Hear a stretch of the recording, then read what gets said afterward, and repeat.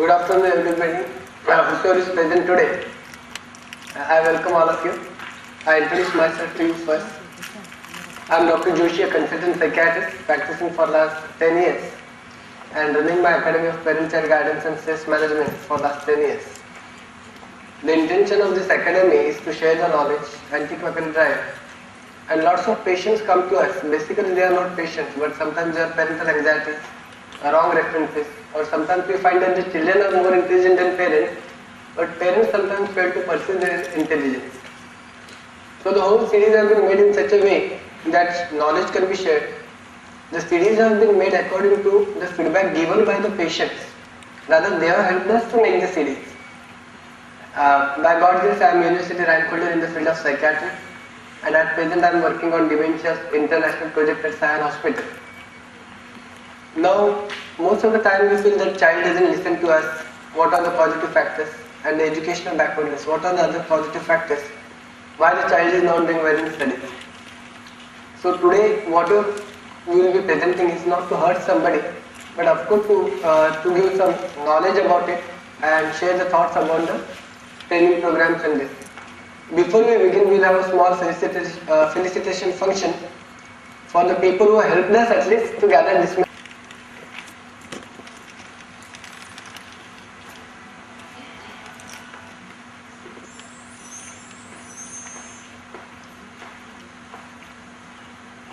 Next one, please.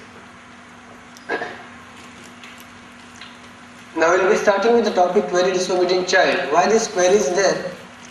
Because most of the time we find that our child is disobedient after giving best possible facilities to him. But then why the query is there? Where the child is disobedient, then we will be studying what are the parental factors causing this disobedience, what is the educational factor causing this disobedience, and what are the environmental factors which leads to disobedience. Now, one patient has presented in my clinic. He was bandaged, both of his hands were bandaged, and he was having the bruises on his hands. And the parents got him saying that he is a very naughty child and he is an antisocial element, he steals, he lies, he never listens to us. And parents have created such a picture that first I thought that the child must be at fault. But when I started taking the child's interview, I analyzed the mind of a child. That time I have realized that the parents have told only 50% truth and the 50% was told by the child. The child told that I have got a younger brother, my parents expect him to take care of that younger brother. Then they feel that I have to do all household activities. Third thing is that I have been put up in a school with low socioeconomic group while my younger brother goes in a very good school. And that's why I feel jealous of my brother. I wish he should die. And I wish I should punish my parents also, but I am not that strong enough to punish. And every day I don't listen to them so that my minds get the satisfaction. At least I have taught my lesson to my parents. So this is a mixed picture. Parents have come that we are at no fault and the child is at fault. But at the same time the child has declared his side also. So why this query disobedient child? Next one, please. We will be studying this disobedience under these titles: role of parents in disobedience, role of a child in disobedience, and what are the environmental factors that is causing disobedience in a child. Next one, please. Now, what are the role of parents in the disobedience, that is the disobedient behavior of a child? Next one, please. Now, first is the overprotection. Now, what are the various causes why the parents overprotect their child? They are also aware that they are doing it, they are overprotecting it, but what are the various causes which leads for overprotection? Next one, please. Now, we feel that overprotection comes in many ways. Now, even one patient had come to me and the madam said, "The doctor, your cabin's door is locked." I said, "Yes, so nothing will leak out." I said, "Yes, nothing will leak out." So that XYZ lady was saying that my child has gone up to 3.5 years old. Now still he demands for breastfeeding. I cannot feed him at this age.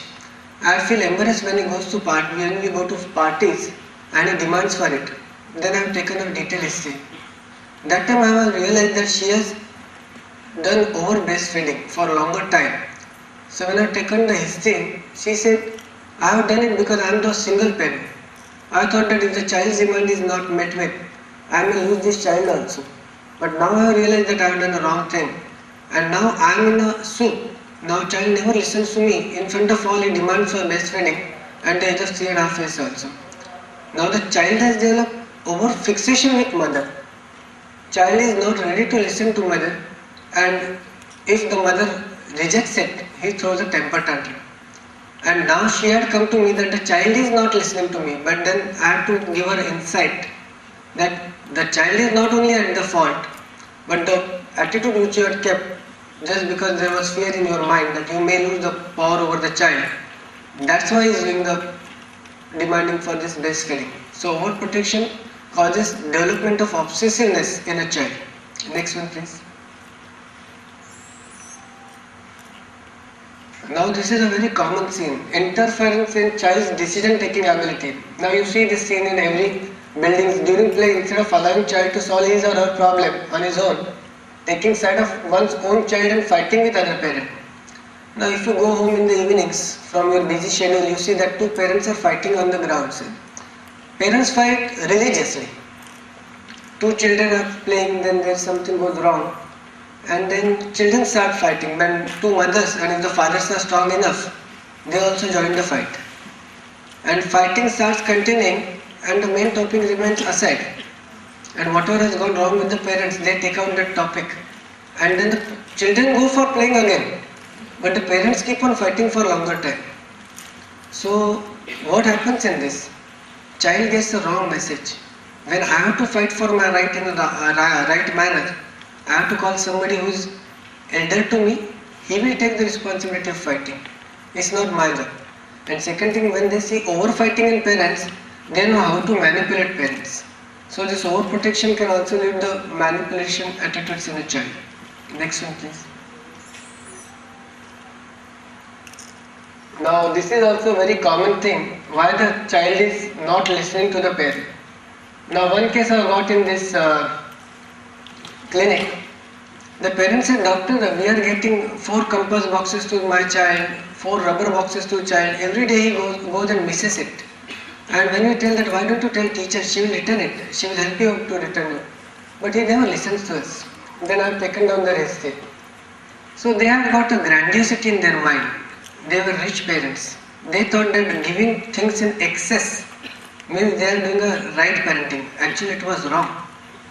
When you get things excess for the child never develops a sense of responsibility. Child starts becoming irresponsible. He feels, oh my God, I am a rich man. I am a rich man's son.